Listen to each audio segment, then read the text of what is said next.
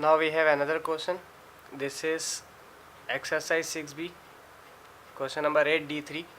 The distance between the points, this is the point and we have another point, और उसका distance already दे दिया 11 minus 90। पहले तो इन्हें सपोज कर लेते हैं कि ये ए कोऑर्डिनेट है x1 x a और y a, और एक पॉइंट है मेरा b और उसके कोऑर्डिनेट्स हैं x b और y b। हम इसके बिल्कुल नीचे वैल्यूज़ लिख लेते हैं ताकि हमें याद रहे एक्स ए की जगह क्या लेना है और वाई ए की जगह, एक्स बी की जगह क्या लेना है और वाई बी की जगह। जो ये पॉइंट्स हैं हम इन्हें ए कंसिडर करेंगे, इसे पॉइंट को बी कंसिडर करेंगे और इनके कोऑर्डिनेट्स को एक्स वाई सपोज करेंगे। This is 1, this is 2t। याद रहे बी में यहाँ कोऑर्डिनेट्स में एक पूरी टर्म दी हुई है 1 माइनस टी, तो 1 माइनस टी कॉमा 1 आएगा। डिस्टेंस आपके पास ऑलरेडी मौजूद है, डिस्टेंस का फार्मूला लगा दीजिए। ए बी का डिस्टेंस का formula X of B minus X of A, यानी कि एक्स बी में से एक्स ए माइनस होगा, स्क्वायर लिया जाएगा, प्लस वाई बी में से वाई ए माइनस किया जाएगा और उसका स्क्वायर लिया जाएगा। मैं थोड़ा जूम कर देता हूँ ताकि स्टूडेंट्स को प्रॉब्लम ना हो देखने में। ओके, नाउ अब डिस्टेंस ऑलरेडी गिवन था, सब क्वेश्चन के अंदर distance was given square root 11 minus 90, तो हम डिस्टेंस की जगह स्क्वायर रूट 11 माइनस 90 लिखेंगे। Square root 11 minus 9t is equals to X B की वैल्यू आपके पास गिवन है 1 माइनस टी, ये रही एक्स बी की वैल्यू 1 माइनस टी, तो मैं 1 माइनस टी लिख देता हूँ। 1 माइनस टी फॉर्मूले का माइनस एक्स ए आपके पास 1 है, मैंने यहाँ 1 लिख दिया। This is square plus Y B आपके पास 1 गिवन है, माइनस वाई ए आपके पास 2t गिवन है, तो मैंने यहाँ 2t लिख दिया स्क्वायर। अब देखें दोनों तरफ स्क्वायर आ गया, जब दोनों तरफ स्क्वायर आ जाता है, आई मीन रूट आ जाता है, दोनों तरफ स्क्वायर रूट आ जाता है इज इक्वल्स टू के इधर उधर, तो ये आपस में कट जाते हैं। ठीक है, मैंने इन्हें कैंसिल कर दिया क्योंकि मैं स्क्वायरिंग ऑन बोथ साइड करूँगा, वो स्क्वायर इस रूट से कट जाएगा, ये बेसिक्स होते हैं। दिस इज 11 माइनस 90, ये पॉजिटिव 1 ये नेगेटिव 1 तो कट गया ब्रैकेट में, ब्रैकेट के अंदर रहा माइनस टी का स्क्वायर, टी स्क्वायर ही होता है, plus 1 minus 2t whole square. मैं आपको बताता चलूँ यहाँ पर अब आपने एक फार्मूला अप्लाई करना है और वो फार्मूला आपको याद होगा a माइनस बी का whole square, a minus B का whole square is equals to A square minus 2ab plus B square. ये एक फार्मूला है जो हमने यहाँ लगाने में से बॉक्स में इसलिए लिख रहा हूँ ताकि आपको पता रहे कि ये स्टेप का हिस्सा नहीं है फार्मूला, इसकी वैल्यूज़ स्टेप का हिस्सा होंगी। अब मुझे इस ब्रैकेट को खोलना है इस तरह से कि ये एक टर्म फर्स्ट टर्म का स्क्वायर बने, सेकंड टर्म का स्क्वायर बने और फर्स्ट और सेकंड टर्म मल्टीप्लाई होकर 2 से मल्टीप्लाई हो जाए। बाकी सारी चीज़ें फ़िलहाल ऐसे ही छोड़ दीजिए।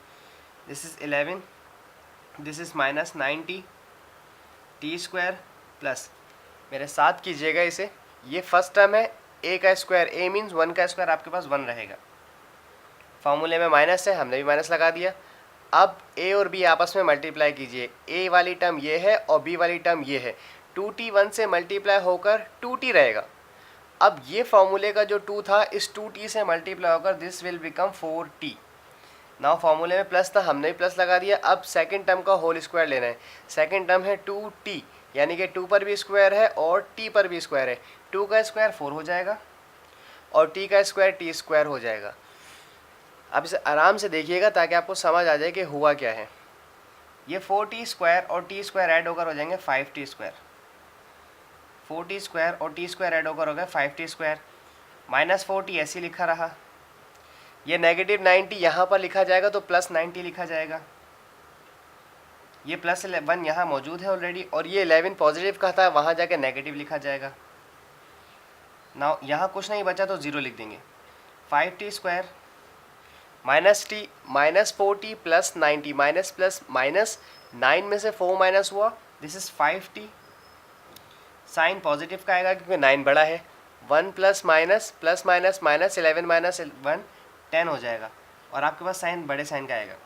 अब आप इसमें से कॉमन ले लीजिए, 5 5 5 कॉमन आ जाएगा, तो हम इसमें से कॉमन ले लेंगे। यहाँ पर टी स्क्वायर बचा, चूँकि यहाँ पर 5 था ले लिया, इन तीनों से 5 लेना है, 5 ले लिया, टी स्क्वायर बचा, प्लस यहाँ से 5 ले लिया, ओनली टी लेफ्ट, माइनस 5 के टेबल में टी 10 जो है 2 टाइम्स आता है, 5 2 ज़ा 10, ये 5 मल्टीप्लाई कर रहा है, वहाँ 0 से जाकर डिवाइड करेगा तो ये 0 हो जाएगा और आपके पास equation T square plus T minus 2 remain हो जाएगी। मैं दोबारा बताता चलूँ, ये 5 जो मल्टीप्लाई हो रहा है वहाँ 0 से जाकर डिवाइड होकर 0 हो जाएगा। हमारे पास जो बकाया इक्वेशन रह जाएगी वो बचेगी T square plus T minus 2 equals to 0। अब हमें इसकी मिडिल टर्म तोड़नी है, इसकी मिडिल टर्म ब्रेक करनी है। मुझे 2 के फैक्टर्स बनाने, यहाँ कोफिशिएंट 1 है, इस 1 को 2 से मल्टीप्लाई करूँगा तो 2 आएगा। मुझे ऐसे दो नंबर चाहिए जिन्हें मल्टीप्लाई करो तो 2 आए, माइनस करो तो ये बीच का नंबर जो है 1 बने। ऑब्वियसली वो 2 1 ज़ा 2 और 2 में से 1 माइनस करेंगे तो सिंगल 1 ही बचेगा। So T square this is plus 2t में से माइनस टी किया, 2t में से 1t माइनस करेंगे तो सिंगल 1t बचेगा। Then minus 2 is equals to 0। यहाँ पे टी स्क्वायर है, यहाँ पर t है, दोनों के पास t मौजूद है, मैंने t कॉमन ले लिया। यहाँ 2t थे, 1t कॉमन ले लिया तो सिर्फ 1t बचा, प्लस इस 2t के पास t तो था ऑलरेडी, मैंने t ले लिया तो सिर्फ 2 बचा, तो यहाँ 2 लिख दिया। नेक्स्ट वाली ब्रैकेट में आपको कुछ कॉमन नहीं है, यहाँ ये t है, यहाँ पर ये कांस्टेंट नंबर है, जब कुछ कॉमन नहीं होता तो 1 लिया जाता है। अच्छा, इन दोनों के पास माइनस के साइन है तो माइनस के साइन दोनों से ले लीजिए, कुछ तो चलो कॉमन निकला, माइनस का साइन ले लिए। दोनों से जब माइनस का साइन ले लिए, जब माइनस का साइन ले लिए जाते हैं तो पॉजिटिव साइन बच जाते हैं, तो t भी पॉजिटिव का हो गया और 2 भी आपका पॉजिटिव का हो गया इक्वल्स टू 0। हमने मिडिल टर्म सही ब्रेक की है या नहीं ब्रेक की है, उस बात का अंदाज़ा इस बात से लगाया जा सकता है कि ये दोनों ब्रैकेट्स आपकी बिल्कुल सिमिलर आनी चाहिए, t+2 t+2। अब ये एक टर्म बन गई है और ये एक टर्म बन गई है, इन दोनों टर्म से t+2 कॉमन निकाल लीजिए। जो बाकी जो चीज़ें बच जाती हैं हम उसे ब्रैकेट में लिखते हैं, यहाँ से t+2 चला गया, यहाँ से t+2 चला गया।